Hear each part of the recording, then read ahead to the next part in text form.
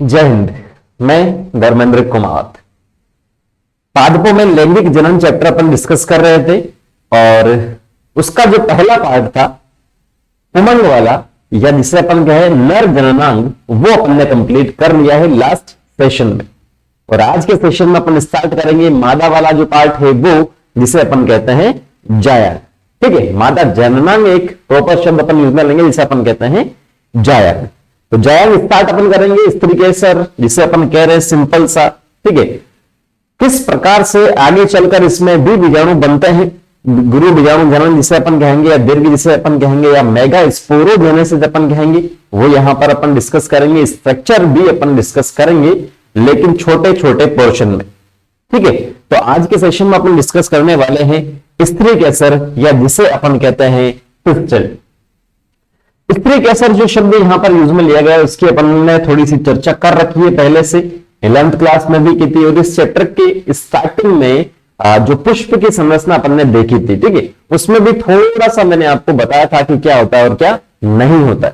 पूरा तो नहीं बताया था, क्योंकि पुष्प की जो डिटेल्ड स्ट्रक्चर अगर आपको जाननी है तो वो 11th क्लास के 5वें चैप्टर में पढ़ा रखी है। हर एक जो पुष्पांग है उसके बारे में आपको बता रखा है। ठीक है, तो स्त्री केसर जो है उसकी बात करें उससे पहले अपन ने एक शब्द यूज में लिया था जायांग, या जिसे अपन कहते हैं गाइनोशियम। ठीक है, गायनिक जो शब्द अपन यूज में लेते हैं वो यूज में लेते हैं मादा के लिए। गायनिक, गायनिक डॉक्टर जैसे आपने सुना होगा, उस गायनिकोलॉजिस्ट को दिखा दो, ये आपने सुना होगा। ठीक है, तो गायनिक जो शब्द यूज में लेते हैं वो जायांग के लिए या फीमेल के लिए अपन यूज में ले रहे हैं यहां पर, जो भी जननांग होंगे उसके लिए। दूसरा अपन एंड्रोशियम शब्द यूज में लेते हैं, पुमंग जिसे कहते हैं, तो वो नर के लिए के सेंस में अपन वो क्या करते हैं यूज में यहां पर सिंपल सा लेते हैं। ठीक है, तो जो मादा जो लैंगिक अंग है वो आपके पास है गाइनोशियम। और गाइनोशियम की अगर जो बात करें तो वो जो गाइनोशियम है वो एकल भी हो सकता है यहां पर, और एक से अधिक भी हो सकता है यहां पर। आई बात समझ, एकल भी यहां पर हो सकता है और एक से अधिक भी हो सकता है। जो एकल होता है उसे एकांडपी अपन कहते हैं, एकांडपी।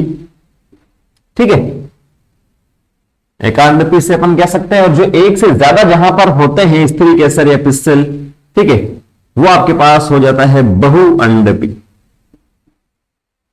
बहुअंडपी जो फ्लो चार्ट यहां पर मैं बता रहा हूं इसे आप ध्यान से देखिएगा, समझ में आपको आ जाएगा। ठीक है, एका अंडपी जो है उसके लिए इंग्लिश में अपन शब्द यूज में लेते हैं मोनोकार्पेलरी।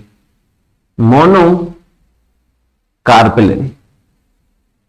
और बहु के लिए अपन यूज में लेते हैं मल्टी कार्पेलरी। ठीक है, कार्पल शब्द आपने सुना होगा, वैसे कार्पल जो है पिस्टल आपने सुना होगा, वैसे कार्पल जो है हड्डियां भी होती है, हड्डियों के लिए भी अपन शब्द यूज में लेते हैं। ठीक है, कार्पल, टार्सल, ये जो रिस्ट है ना यहाँ पर, इसके लिए अपन कार्पल शब्द यूज में लेते हैं, वो अलग है यहाँ पर और ये अलग है। एक अंडपी आपके पास हो गया है और दूसरा बहु अंडपी भी यहाँ पर हो गया है। क्लियर है? अब जो बहु की बात करें, मल्टी कार्पलरी या स्त्री, यहां बहु स्त्री केसर भी अपन लिख सकते हैं, एक ही शब्द है यहां पर, कोई दिक्कत वाली बात नहीं है। ठीक है, एक स्त्री केसर या बहु स्त्री केसर की बात करें। अब जो मल्टी कार्पलरी आपको बताया जा रहा है, एक से अधिक जिसके अंदर है। ठीक है, एक से अधिक कार्पल जिसके अंदर है, स्त्री केसर जिसके अंदर है, वो बहु है। अगर ये एक दूसरे से फ्री है या एक दूसरे के साथ में जुड़े हुए हैं, उसके आधार पर इसे दो पार्ट में अपन पढ़ रहे। ठीक है, इसके आधार पर इसे अपन दो पार्ट में पढ़ते हैं। एक होता है युक्ता अंडपी, ठीक है, और दूसरा होता है वियुक्ता अंडपी। युक्त अंडपी जो एक दूसरे से जुड़े होते हैं। जैसे मान लो ये आपके पास कोई स्ट्रक्चर है, ये स्त्री केसर की स्ट्रक्चर है, ये एक है तो कोई दिक्कत वाली बात नहीं, लेकिन एक से अधिक इसके अंदर है ये। ठीक है, एक से अधिक है ये, तो ये क्या है, फ्री है ये यहां से। लेकिन दूसरे केस में मान लो ये सब अगर ये जुड़े हुए हैं तो वो आपके पास हो गया युक्त अंडपी, और ये अलग अलग है तो वो कौन सा हो गया, वियुक्त अंडपी यहां पर हो गया है। आर्य बात समझ, वियुक्त अंडपी यहां पर हो चुका है। जुड़े हुए के लिए अपन शब्द यूज में लेते हैं इंग्लिश का सिनकार्पस, और वियुक्त अंडपी के लिए यूज में लेते हैं एपो कार्पस। ध्यान में आपको रखना है, इनके और अधिक एग्जाम्पल आपको देखने हैं तो 11th क्लास के एनसीईआरटी में आप जाएंगे, वहां पर बहुत अच्छे से आपको बता रखा है, एनसीईआरटी में बता रखा है। ठीक है, तो यहां पर आपको देखने को मिल जाएगा इसका जो भी एग्जाम्पल है वो। तो फिन कार्पस हो चुका है और एपोकार्पस हो चुका। अब जो स्त्री केसर है उसके स्ट्रक्चर की अगर अपन बात करें, स्त्री केसर के स्ट्रक्चर की, तो इसको 3 पार्ट में अपन पढ़ते हैं। कितने पार्ट में पढ़ते हैं? 3 पार्ट में। ये कुछ इस प्रकार से, ये पहले भी अपन ने चित्र देखा था, यहां पर वापस डिस्कस अपन कर रहे हैं, ये इस प्रकार से। ठीक है, और सबसे नीचे वाला जो पोर्शन होगा आपके पास वो होगा अपने पास ये या, ठीक है, जिस पर पूरा पुष्प होता है। तो इसके जो 3 पार्ट है उसकी अगर अपन बात करें तो जो पहला पार्ट होता है वो आपके पास होता है वर्तिकाग्र। वर्तिकाग्र जिसे इंग्लिश में अपन क्या बोलते हैं भाई साहब? इससे अपन बोलते हैं स्टिग्मा। कौन सी मां? स्टिग्मा। दूसरा जो अपने पास पार्ट होता है जो इसे अपन कहते हैं स्टाइल या वर्तिका। तीसरा जो पार्ट होता है वो अपने पास होता है अंडाशय या जिसे अपन कहते हैं स्टिग्मा, ये स्टाइल, और इसे अपन कहते हैं ओवेरी। क्या कहते हैं? स्टिग्मा, स्टाइल, ओवेरी, इसे अपन यहां पर सिंपल सा कह रहे हैं। ठीक है, इंग्लिश के शब्द भी आपको ध्यान में रखना है क्योंकि नीट में बार बार बताता हूं कि इंग्लिश वाला पेपर सही माना जाता है अगर हिंदी में या किसी दूसरी लैंग्वेज में करेक्शन है तो यहां जो स्टिग्मा, स्टाइल, ओवेरी की जो अपन बात कर रहे हैं, वर्तिकाग्र की जो बात करें, इसके साथ में अपन ने यहां क्या देखा था कि अगर मान लो इस प्रकार से ये क्या नर वाला है, ये पराग कोश से अगर पराग कण निकलते हैं, ठीक है, स्फुटन होता है, पराग कण अगर निकलते हैं तो वर्तिकाग्र जो स्टिग्मा वाला पार्ट आपको बताया जा रहा है वो क्या करेगा, इसको यहां पर एक तरह से प्लेटफॉर्म जैसे काम करेगा, लैंडिंग प्लेटफॉर्म। एरोप्लेन का लैंड होता है तो वो नीचे जो उसकी बनी होती पट्टी वहां पर जाता है, तो यहां पराग कोश से या किसी भी दूसरे पुष्प से भी हो सकता है पराग कण आते हैं, तो वर्तिकाग्र एक पहला पार्ट होता है जहां पर पराग कण लैंड करते हैं। आ रही बात समझ में? ये आपके पास सबसे पहले वर्तिका के अग्र वाला पार्ट होता है वर्तिकाग्र। उसके बाद में वर्तिका जो सिलेंड्रिकल लंबी जो स्ट्रक्चर आपको बताई जा रही है वो आपके पास कौन सी हो जाएगी? वर्तिका या जिसे अपन कहते हैं स्टाइल। और सबसे नीचे वाला जो पार्ट होता है वो अंडाशय, जो थोड़ा सा उभरा हुआ है या जिसे अपन कह सकते हैं कि फूला हुआ जो पार्ट है वो कौन सा है? अंडाशय या जिसे कहते हैं ओवरी। और मेन अपने पास क्या है? यही स्ट्रक्चर है जो आगे गुरु बीजाणु जनन जिसे अपन कहते हैं ना, वो आगे इसी के अंदर की अपन बात करेंगे तो आपको समझ में आएगा।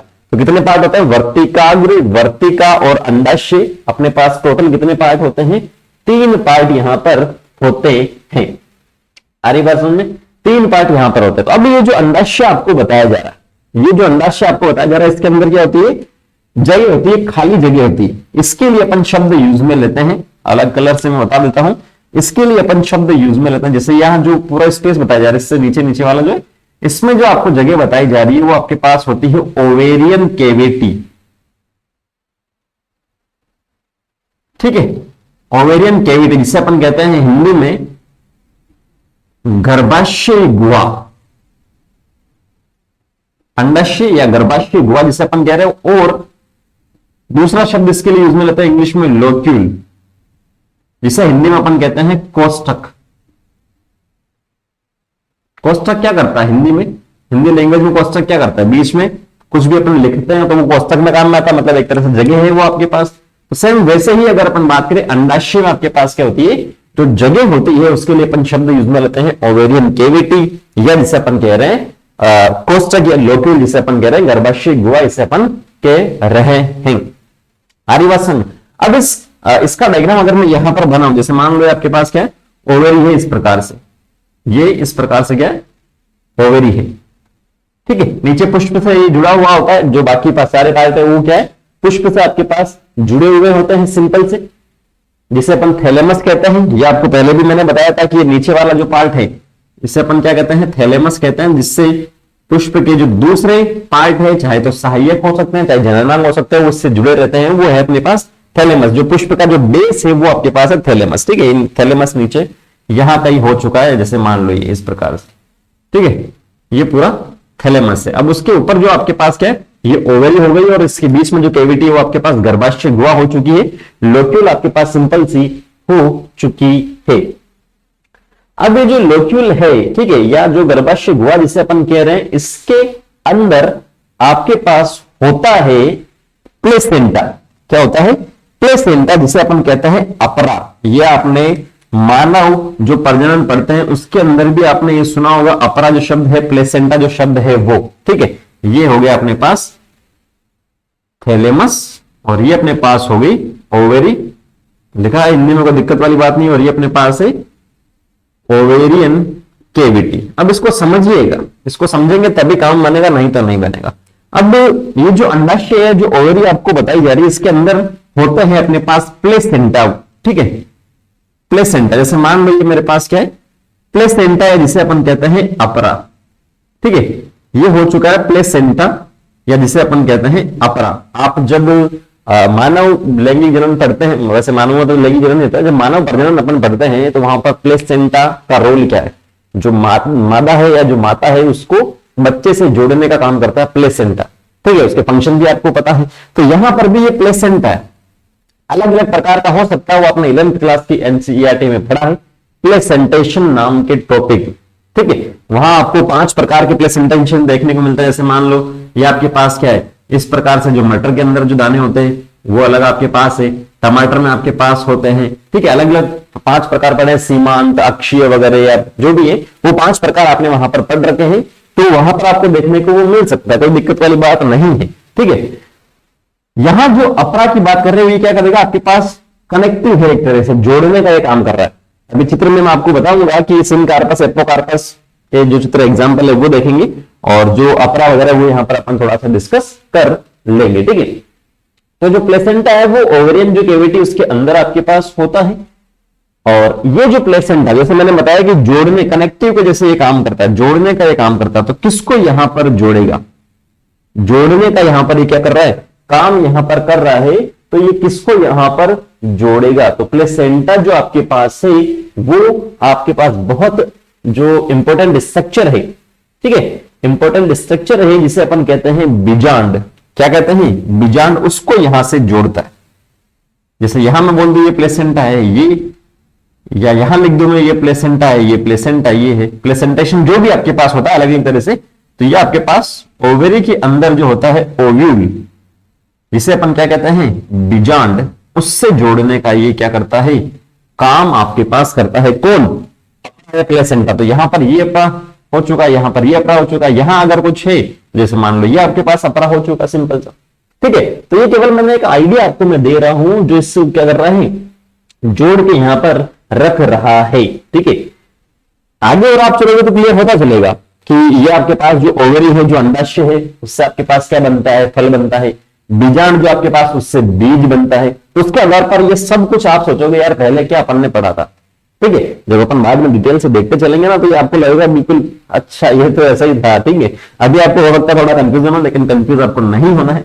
11th की एनसीईआरटी भी साथ में आप लेके चलेंगे, उसको ये पढ़ेंगे साथ साथ में, ये वाला जो प्रेजेंटेशन के जो टाइप वगैरह आपको बता रखे हैं, तो क्लियर 100% होगा, गारंटी। ठीक है, तो यहां जो प्रेजेंटेशन की जो बात कर रहे हैं, बीजांड की जो बात कर रहे हैं, आपको आना चाहिए, शब्द आना चाहिए, शब्दों का रोल है सारा, जिससे आगे आने वाले सेशन में जो भी स्ट्रक्चर देखेंगे वो कंप्लीट क्लियर हो जाएगी। प्लेसेंटा की जो बात कर रहे हैं वो आपको आ जाना चाहिए। बीजांड की बात करें, बीजांड जो है यहां पर जो है ओवेरी के अंदर या जो अंडाशय के अंदर जो बीजांड है, ठीक है, ओव्यूल जिसे अपन कहते हैं, उसकी संख्या के आधार पर भी इसका क्लासिफिकेशन अपन कर सकते हैं। ठीक है, इसकी संख्या के आधार पर भी अपन क्या कर सकते हैं, क्लासिफिकेशन अपन यहां पर कर सकते हैं। जिसके अंदर एक बीजांड है वो मोनो आपके पास हो जाएगा, या एक बीजांड जिसे अपन कहेंगे। उसके कुछ एग्जाम्पल की अगर अपन बात करें तो जैसे गेहूं हुआ, गेहूं में एक ही बीज, धान आपके पास हुआ। ठीक है, इस प्रकार के कुछ आपके पास जो भी पादप है, आम हुआ, आम में आप देखते तो आम में केवल एक ही निकलता है, अंदर जो बीज जिसे कहते हैं गुठली, कुछ लोग कहते हैं। ठीक है, तो वो एक ही है क्योंकि यहां पर एक बीजांड है ना, एक बीजांड है, बीजांड से बनता है बीज। यहां पर अंडाशय की जो भित्ति होती है वो फल भित्ति बनाती है, इसके बीच में जो भी स्पेस होगा उसके बीच आगे अपन बात करेंगे। दूसरा, अगर बीजांड एक से अधिक है, मतलब बीजांड एक से अधिक बीज वहां पर होंगे, और एक से अधिक बीज की अगर अपन बात करें तो आपने देखा हुआ तरबूज। ठीक है, तरबूज में एक फल है लेकिन उसके अंदर बीज तो काफी निकलते हैं, सैकड़ों निकलते हैं। पपीता आप देख लो, पपाया जिसे अपन कहते हैं, उसके अंदर भी क्या होता है, एक से अधिक बीज होंगे, तो वो बीजांड होंगे, तो वो एक से अधिक आपके पास बीज बनाएंगे। ठीक है, ऐसे ही ऑर्किड जो है वो भी आपके पास एक से अधिक बीजांड का एग्जाम्पल है। तो ये कुछ एग्जाम्पल जो मैंने बोले हैं वो आपको लिख लेना है। वापस से बताता हूं, एक बीजांड अगर आए तो गेहूं, धान, आम वगैरह। एक से अधिक आपके पास आए तो वो पपीता, तरबूज या ऑर्किड, ये जो है कुछ पादप है, इनके नाम आपको सिंपल से ध्यान में रखने हैं। क्लियर है? ये आपको और भी 11th क्लास का एनसीईआरटी में मिलेगा। ठीक है, अब आगे अपन चलते हैं। जो एनसीईआरटी के डायग्राम्स है वो यहां पर अपन डिस्कस करना जरूरी है, क्योंकि अगर थ्योरी में मान लीजिए 90 क्वेश्चन में से थ्योरी में 2 क्वेश्चन बाहर से पूछते हैं तो वो डायग्राम का नहीं होना। डायग्राम तो 100% एनसीईआरटी में से ही आएंगे। एनसीईआरटी का डायग्राम यहां पर अपन डिस्कस कर लेते हैं, उसके बाद में आगे अपन चलेंगे थोड़ा सा। तो इस चित्र को आप देखेंगे तो आपको समझ में आएगा कि ये क्या दे रखा है और क्या नहीं दे रखा। ठीक है, ए में देखेंगे तो गुड़हल के एक विच्छेदित पुष्प में स्त्री केसर का प्रदर्शन। ये जो ए चित्र आपको बता रखा है यहां पर देखेंगे, वर्तिकाग्र, वर्तिका और अंडाशय, ये नीचे पुष्पासन है जिससे अपन ने थैलेमस कहा था। ठीक है, ये थैलेमस है जिस सिंपल सा इजी सा, इसमें कोई दिक्कत नहीं पूछेगा। बे और से जो है ये थोड़े से इंपॉर्टेंट है। बे जो है इसमें देखिए अन्य पुष्प पार्ट हटा रखे, जो नर वाला है जो सहायक है वो हटा रखे। ठीक है, बे की बात करें, पेपेवर के बहुअंडपी, पेपेवर के बहुअंडपी, पेपेवर पादप है। ये अगर चित्र आपसे पूछा जाए तो आपको बता देना है साहब ये किसका है, पेपेवर का है। ये वर्तिकाग्र आपको बताया जा रहा है ऊपर की ओर, ये है युक्ता अंडपी। बहुअंडपी तो है ही, मतलब एक से अधिक क्या है इसके अंदर, अंडप तो है ही, लेकिन ये सारे क्या है एक दूसरे से जुड़े हुए हैं। ठीक है, जो इस चित्र में नहीं दिखाया गया, केवल शब्द लिखा गया, ये आपको ध्यान में रखना है। दूसरा आप देखेंगे से जो चित्र लिखा है वो लिखा माइचेलिया कि बहुअंडपी, मतलब एक से अधिक अंडप तो है, इसके अंदर भी है और इसके अंदर भी है, लेकिन इसके अंदर क्या है युक्त अंडपी, ये सारे जुड़े हुए हैं। और इसके अंदर आप देखेंगे तो ये अंडप क्या है, फ्री है, जो मैंने आपको चित्र बताया था। ठीक है, बोर्ड पे जो बताया था। तो ये क्या है, अंडप है, ये अलग अलग है। यहां पर ये सारे एक साथ जुड़े हुए हैं, जो अपने को वैसे तो नहीं दिखाया गया इस चित्र में, एक साथ ही जुड़े हुए होते हैं कुछ इस प्रकार से। ठीक है, और यहां पर ये नहीं जुड़े हुए, तो ये जो है माइचेलिया। अगर चित्र ना दिया जाए और आपसे पूछा जाए कि निम्न में से कौन से पादप में बहुअंडपी और वियुक्त अंडपी होता है, ऑप्शन आपको दिया जाए कि गुड़हल, पेपेवर या माइचेलिया, ठीक है, या निम्न में से कोई नहीं या उपरोक्त में से कोई नहीं, तो आपको आंसर आना चाहिए कि माइचेलिया जो है वो वियुक्त अंडपी, इसमें अंडप जो है एक दूसरे से जुड़े हुए नहीं है, जबकि जो आपके पास पेपेवर उसमें क्या है जुड़े हुए हैं। और गुड़हल की तो बात अपन यहां पर नहीं कर रहे हैं। ठीक है, एनसीईआरटी से अगर पूछेगा तो ये सिंपल था, मैंने आपको बताया, जरूर नहीं कि यही क्वेश्चन पूछे। और जो दे चित्र लिखा है ये प्ररूपी बीजांड है, जो अभी अपन ने लास्ट पॉइंट डिस्कस किया था कि ओवरी जो है अंडाशय, इसके अंदर जो बीजांड होते हैं उसकी संरचना ये कुछ है। ठीक है, उसकी संरचना ये कुछ है। अभी इस चित्र को आपको नहीं देखना, जब बोर्ड पर अपन पढ़ लेंगे इसकी स्ट्रक्चर तो ही इसको आपको एनसीईआरटी का जो चित्र है वो यहां से आपको देखना है। ठीक है, तो यहां तक आपको समझ में आ गया होगा कि जो चित्र थे वो एनसीईआरटी में कैसे है और कैसे प्रश्न पूछे जा सकते हैं। अब जो कल के सेशन में अपन मिलेंगे जहां अपन इसे छोड़ रहे हैं, कौन सा छोड़ रहे हैं, बीजांड जो अपन छोड़ रहे हैं, इसकी स्ट्रक्चर अपन देखेंगे, गुरु बीजाणु जनन जिसे अपन एक तरह से कहेंगे, आगे जो किस प्रकार से बनता है नहीं बनता है, बीजांड की स्ट्रक्चर अपन यहां पर डिस्कस करेंगे, जो काफी इंपॉर्टेंट होने वाला है। और जो दे चित्र बचा हुआ उसे भी यहां पर एनसीईआरटी के चित्र को अपन डिस्कस करेंगे। तो उम्मीद मैं करता हूं यहां तक आपको समझ में आया है सब कुछ। इसके बाद में आप एनसीईआरटी पढ़िएगा, 100% क्लियर हो जाएगी। और फिर भी नहीं होती है तो फिर आप कमेंट सेक्शन में कमेंट करके पूछ सकते हैं। मिलते हैं नेक्स्ट सेशन में। Thank you, all the very best.